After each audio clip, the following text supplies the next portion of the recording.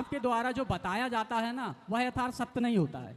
तो आप सत्य बताओ। सत्य में हर एक सवाल का जो अगर इन लोग कोई भी पूछे मेरे से हाँ। वह मैं सत्य बताऊंगा। ठीक है। सर्वसे प्रथम यह है कि हर मनुष्य बोले भारत माता की जय, सांचे दरबार की जय।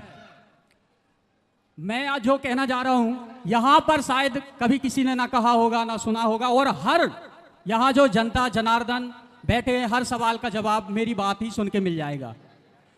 तो मैं यहीं का हूँ, देवरी पीपल का, तहसील मझौली, जिला जबलपुर जी। तो आपका छोटा भाई हूँ। तो अनुरुद्ध जी बड़े भाई को मेरा जय सिया राम, राम राम।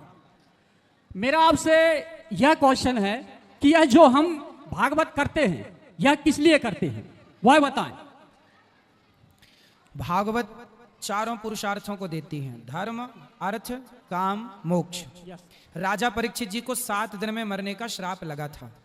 तो राजा परीक्षित जी ने सुखदेव जी से कहा कि मुझे 7 दिन में मरना है, अब मेरे पास समय है कम, बताइए मेरा उद्धार कैसे होगा।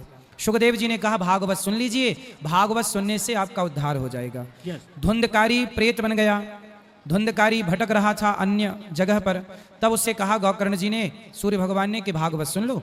तो धुंधकारी भी भागवत सुन के उतर गया। तो भागवत तारती तो है, पर भागवत सबसे बड़ा काम करती है, समाज को जोड़ करके आज सही ज्ञान भागवत के द्वारा दिया जा रहा है।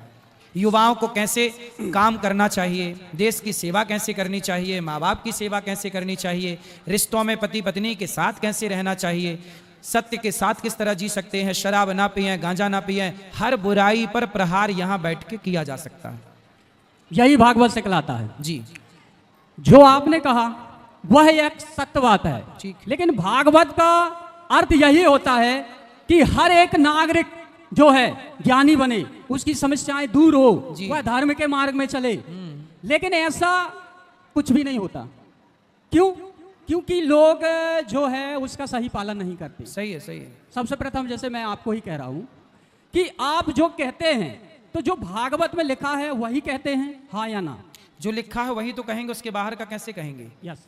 लेकिन उदाहरण देने के लिए सब बातें करनी पड़ती हैं। देखो, जब आप भोजन करते हो तो भोजन की थाली में दाल चावल भी होता है, सब्जी रोटी भी होती है, चटनी भी होती है, अचार भी होता है, क्योंकि थाली सुंदर हो, स्वाद बने। इसी तरह से जब कोई भी कार्य, जैसे तुलसीदास जी ने रामचरितमानस लिखी, तो रामचरितमानस कैसे लिखी? अब जैसे रामचरितमानस में ये तो नहीं लिखा कि शबरी के जूठे बेर खाए, कहाँ लिखा है? ठीक नहीं लिखा। अब आप कहो कि आप तो कह रहे हो कि शबरी के जूठे बेर राम जी ने खाए, पर ये तो लिखा ही नहीं है।